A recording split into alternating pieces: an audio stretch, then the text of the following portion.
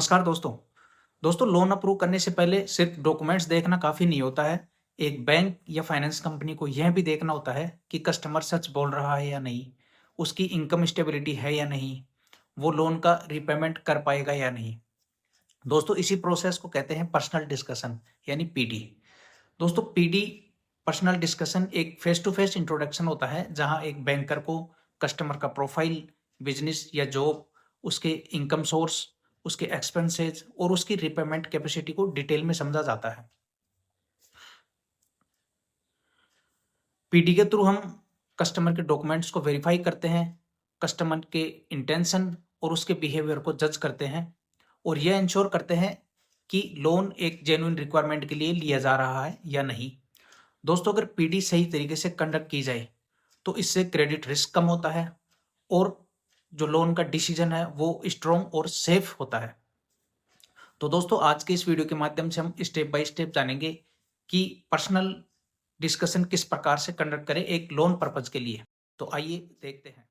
तो दोस्तों अब हम डिस्कस करते हैं कि एक पीडी के दौरान कौन कौन से पॉइंट्स पर हमें फोकस करना चाहिए। तो दोस्तों एक पीडी करने का मुख्य उद्देश्य ये नहीं होता है कि कस्टमर की हम बिजनेस के बारे में जानकर आ जाएं। उसके साथ ही कुछ उसके और भी उद्देश्य होते हैं पीडी कंडक्ट करने के, जो इस प्रकार से हैं। पीडी का मुख्य उद्देश्य होता है अंडरस्टैंड कस्टमर प्रोफाइल। इसमें हम कस्टमर की प्रोफाइल के बारे में जानते हैं, वो क्या करता है, कब से कर रहा है, ये सभी चीजें जानना हमारे लिए जरूरी होता है। सेकंड होता है इसमें वेरीफाई इनकम एंड स्टेबिलिटी। उसकी बिजनेस इनकम को भी जानते हैं और उसकी बिजनेस की फ्यूचर स्टेबिलिटी को भी जानकर चलते हैं इसमें। थर्ड पॉइंट इसमें हो सकता है असेस रिपेमेंट कैपेसिटी। कस्टमर की रिपेमेंट की कितनी कैपेसिटी है ये समझना हमारे लिए जरूरी होता है। Check loan genuineness. लोन की जेन्युइननेस को बारे में भी हम इसमें जानकर चलते हैं। और लास्ट इसमें होता है कि आइडेंटिफाई रिस्क सिग्नल्स और रेड फ्लैग्स। अगर बिजनेस में किसी प्रकार के कोई रेड सिग्नल्स हैं तो वो भी हमें आइडेंटिफाई करने होते हैं। ये मुख्य उद्देश्य होते हैं एक पीडी कंडक्ट करने के। तो दोस्तों पीडी को हम मेनली 6 पॉइंट्स में डिवाइड करके चलते हैं, इसे समझना आसान हो जाए हमारे लिए। तो इसमें फर्स्ट पॉइंट जो होता है वो होता है इंट्रोडक्शन और कंफर्ट बिल्डिंग। इसमें कस्टमर के साथ एक जनरल इंट्रोडक्शन करते हैं और उसके साथ एक कंफर्ट बिल्ड करते हैं ताकि वो अपने बिजनेस की चीजें कंफर्टेबली हमें बता सके। सेकंड पॉइंट इसमें होता है personal and family detail verification. इसमें कस्टमर की पर्सनल चीज़ों के बारे में हम बात करते हैं और उसकी फैमिली डिटेल पूछते हैं कि कौन कहाँ क्या करता है, कितने इनकम सोर्स है, ये सभी डिटेल इसमें आती है। थर्ड पॉइंट इसमें हो सकता है एम्प्लॉयमेंट एंड बिजनेस डिस्कशन। इसमें हम कस्टमर की बिजनेस की और एम्प्लॉयमेंट की बारे में डिटेल में जानते हैं।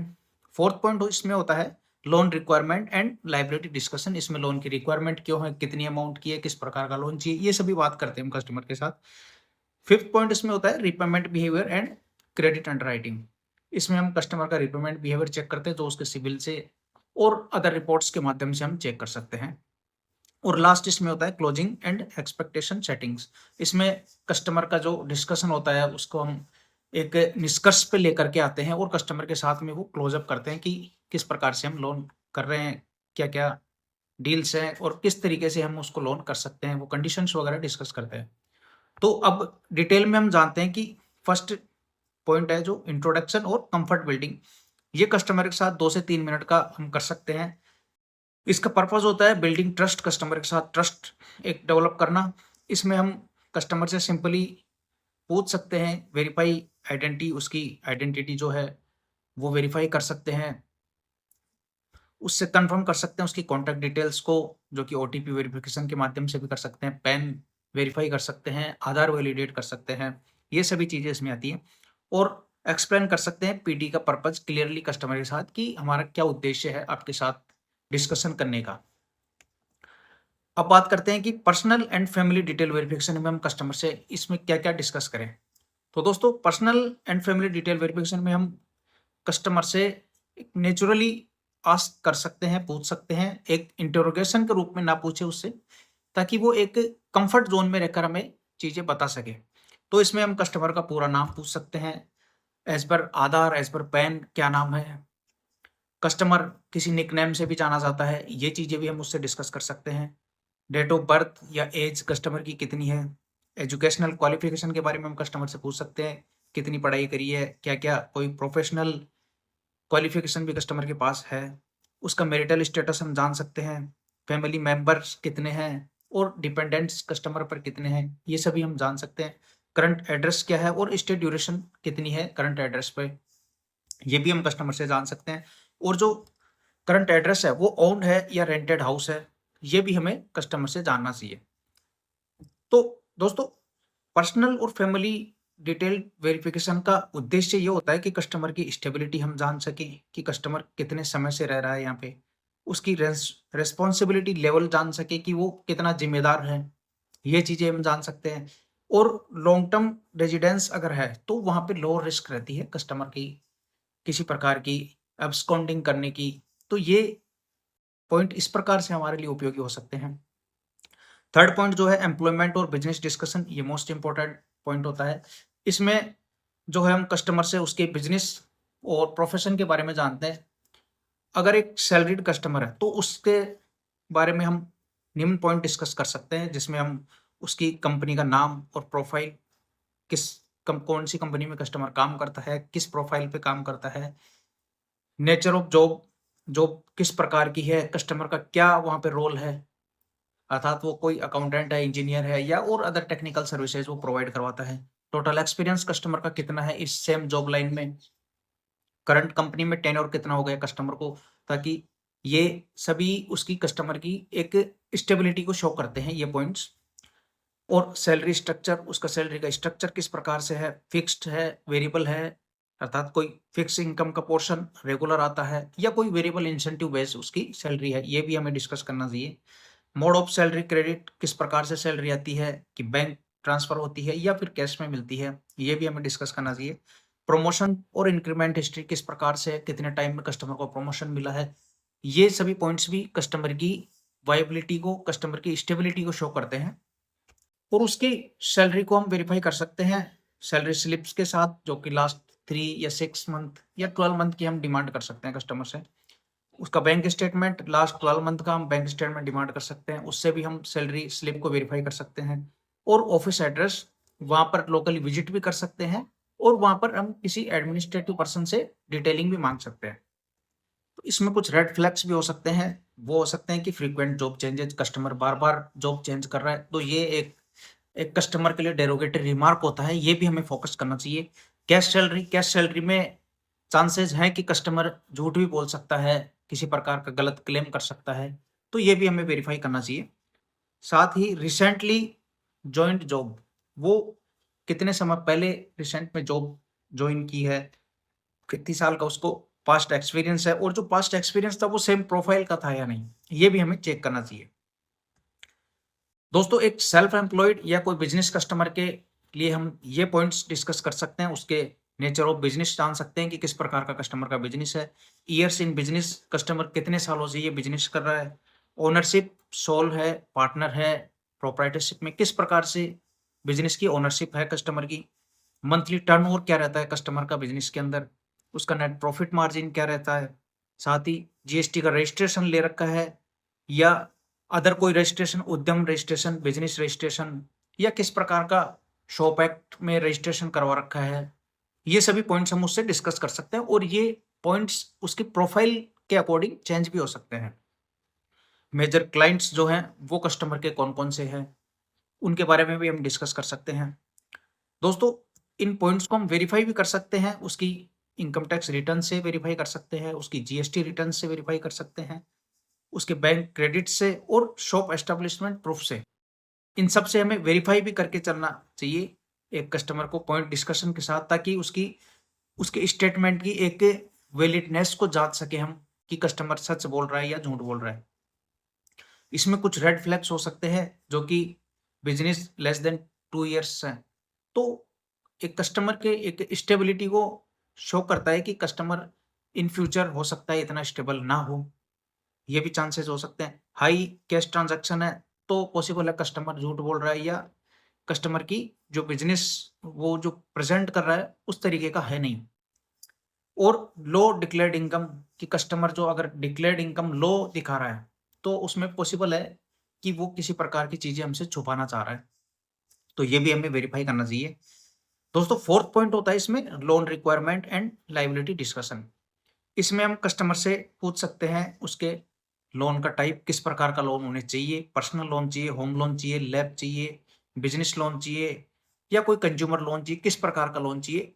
ये पीडी पॉइंट्स सभी प्रकार के लोन्स के लिए एलिजिबल हैं, सभी प्रकार की पीडी में ये काम आ सकते हैं। तो हमें कस्टमर से ये भी कंफर्म करना चाहिए कि किस प्रकार के लोन की उसको रिक्वायरमेंट है।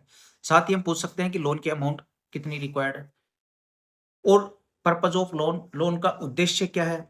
दोस्तों ये भी एक मुख्य पॉइंट होता है कि कस्टमर का लोन का पर्पज क्या है, ताकि हम उसके सारे बिजनेस स्ट्रक्चर को उसी प्रकार से हम अंडरस्टैंड कर सके। अगर जितना कस्टमर का बिजनेस हम अंडरस्टैंड कर पाएंगे, उसकी पर्पज ऑफ लोन को उतना ही जस्टिफाई कर सकते हैं हम। तो हमारे लिए जरूरी है कि पर्पज ऑफ लोन को भी हम समझें। साथ में जान सकते हैं कि एक्सपेक्टेड ईएमआई कंफर्ट कितना है कस्टमर का। दोस्तों हो सकता है कि कस्टमर अपनी इनकम बताने के लिए वो बढ़ा चढ़ा कर बताए, लेकिन अगर हम कस्टमर से एक उसकी कंफर्टेबली ईएमआई पूछेंगे, तो उसमें वो एक रीजनेबल और एक वायबल अमाउंट बताएगा हमें, जो वो इजीली पे कर सकता है अपने लो सीजन में भी। तो ये पॉइंट्स भी उससे जरूर करना चाहिए। और एग्जिस्टिंग लोन्स अगर कस्टमर के चल रहे हैं, तो वो हमें कस्टमर के सिविल रिपोर्ट से पूरा मैच करना चाहिए, सिविल रिपोर्ट डिस्कस करनी चाहिए। उसमें किसी प्रकार का होम लोन, पर्सनल लोन, कोई सीसी, ओडी या अगर कोई लोन चल रहा है तो उनकी लायबिलिटीज के बारे में भी हमें जानना चाहिए। क्रेडिट कार्ड का यूजेज, कस्टमर क्रेडिट कार्ड का कितना यूज करता है, उनकी कितनी यूटिलाइजेशन रहती है, ये भी हमें जानकर चलना चाहिए। दोस्तों इसमें क्रिटिकल क्वेश्चंस कस्टमर से कर सकते हैं कि how much EMI are you comfortably paying monthly. तो ये भी क्वेश्चन हम कस्टमर से कर सकते हैं। और क्रॉस चेक कर सकते हैं विद बैंक स्टेटमेंट कि कस्टमर कितने रुपए तक की ईएमआई पे कर सकता है, उसका बैंकिंग टर्नओवर क्या है। दोस्तों इसमें कुछ रेड फ्लैग्स हो सकते हैं कि हाइडिंग एग्जिस्टिंग ईएमआई। कस्टमर बहुत बार क्या होता है, अगर रिसेंटली कोई लोन लिया है तो वो उसकी सिविल रिपोर्ट में शो नहीं हो पाते हैं। तो पॉसिबल है कि कस्टमर वो लोन हमसे छुपाने की कोशिश करे। तो हमें उसको उसकी बैंकिंग से वेरीफाई करना चाहिए, बैंकिंग में डेबिट्स चेक करनी चाहिए कि किसी प्रकार की और एक्स्ट्रा ईएमआईज तो नहीं जा रही हैं।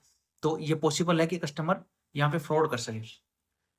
और पॉसिबल ये है कि और ऑप्टिमिस्टिक रिपेमेंट क्लेम्स करता हो कस्टमर, किसी प्रकार के बढ़ा चढ़ा करके दावे कर रहा है, तो ये भी संभावनाएं हैं। दोस्तों फिफ्थ पॉइंट हम कस्टमर से डिस्कस कर सकते हैं कि repayment behaviour and credit understanding.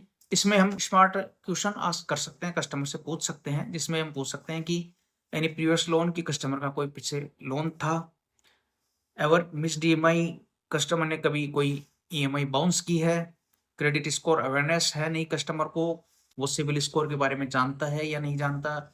और अगर पहले कोई लोन रिजेक्ट हुए हैं, इंक्वायरीज में हम चेक कर सकते हैं सिविल में, अगर कोई लोन रिजेक्ट है तो उनके बारे में हम रीजन जान सकते हैं कि कौन से बैंक से था, क्या रीजन था, विजिट हुई थी नहीं हुई थी। ये सभी पॉइंट्स भी हमें डिस्कस करनी चाहिए, क्योंकि कोई भी बैंक या एनबीएफसी अगर किसी प्रकार का लोन रिजेक्ट करती है तो उसका एक जेन्युइन रीजन होता है, वो क्लाइंट को अपडेट भी किया जाता है। ये सभी ऑब्जर्व करने का मुख्य उद्देश्य हमारा होता है कि कॉन्फिडेंस, उसकी क्लैरिटी और उसकी ट्रूथनेस कस्टमर की जान सके। और लास्ट पॉइंट हम कस्टमर से डिस्कस कर सकते हैं कि क्लोजिंग एंड एक्सपेक्टेशन सेटिंग्स। दोस्तों इसमें हम क्या करते हैं, इसमें कस्टमर की एलिजिबिलिटी का आउटकम लगाते हैं कि एक अप्रोक्सीमेट कस्टमर का कितनी लोन की एलिजिबिलिटी बनती है, कितनी योग्यता है, उनके बारे में हम कस्टमर को क्लियरली एक कस्टमर को एक मोटा मोटा एक आइडिया भी दे सकते हैं। डॉक्यूमेंट्स रिक्वायर्ड क्या क्या है वो हम कस्टमर से डिस्कस कर सकते हैं, उसे बता सकते हैं। प्रोसेसिंग टाइम कितना लगेगा लोन में, कस्टमर से वह भी हम डिस्कस कर सकते हैं।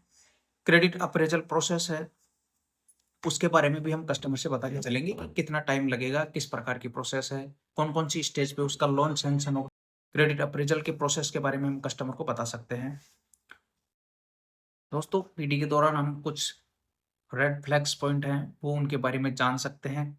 वो किस प्रकार से हो सकते हैं, हो सकता है फेक एम्प्लॉयर हो कस्टमर, वो दावा कर रहा है जो बिजनेस का ओनरशिप का वो किसी और का बिजनेस हो और वो गलत तरीके से दिखाना चाह रहा हो। तो उसके लिए हमें डॉक्यूमेंट्स के साथ साथ वेरीफाई भी करना चाहिए, जैसे जीएसटी रजिस्ट्रेशन देख सकते हैं, उसकी पिछली 2-3 सालों की आईटीआर चेक कर सकते हैं, उसके बैंक स्टेटमेंट, ताकि उसकी जो क्लाइंट्स हैं, मेजर क्लाइंट्स, उनकी क्रेडिट्स भी हम वेरीफाई कर सकें। और इन्फ्लेटेड इनकम है, कस्टमर जो इनकम दिखा रहा है वो उसके साथ कोई ना कोई छेड़छाड़ की हुई है, ये भी हम चेक कर सकते हैं उसके बैंक स्टेटमेंट से, उसकी जीएसटी रिटर्न से, उसकी आईटीआर से। और फ्रीक्वेंट एड्रेस चेंजेस, अगर कस्टमर कोई अपना फ्रीक्वेंटली एड्रेस चेंज कर रहा है, चाहे हो सकता है वो बिजनेस एड्रेस हो या उसका रेजिडेंट एड्रेस हो, तो वहाँ भी गड़बड़ की संभावना हो सकती है कि कस्टमर हमसे कुछ ना कुछ छुपा रहा है, ये भी हमें चेक करना चाहिए। No clarity on loan usage, कि लोन अगर पिछले किसी प्रकार के कोई लोन लिए हुए हैं कस्टमर के, उनके क्या एंड यूज थे, अब जो लोन ले रहा है उसका क्या एंड यूज रहेगा। अगर कस्टमर वो हमसे छुपा रहा है तो पॉसिबल है कि किसी प्रकार की कोई अदर लाइबिलिटी या कोई मार्केट डेब्ट या और भी कुछ हो सकता है जो कस्टमर उसके लिए लोन ले रहा है, तो उसमें भी संभावना है कि हमसे गलती हो जाए, तो ये भी हमें वेरीफाई करना चाहिए। एग्रेसिव बिहेवियर, कस्टमर अगर अग्रेसिव बिहेवियर करके चल रहा है किसी प्रकार का, तो उसमें भी पॉसिबल है कि हम अलर्ट हो जाएं, वहाँ पे थोड़ा पीडी का नज़रिया हमें चेंज करना चाहिए। क्रेडिट कार्ड ओवर यूटिलाइजेशन है, तो हो सकता है उसमें कस्टमर फाइनेंशियली कहीं स्टक है, फाइनेंशियली उसकी पोजीशन थोड़ी वीक है, इसलिए वो ओवर यूटिलाइजेशन कर रखा है, तो ये भी हमें अलर्ट रहना चाहिए इस पॉइंट के लिए भी। दोस्तों कुछ गोल्डन पीडी टिप्स हैं जो हम हर प्रकार की पीडी में यूज कर सकते हैं।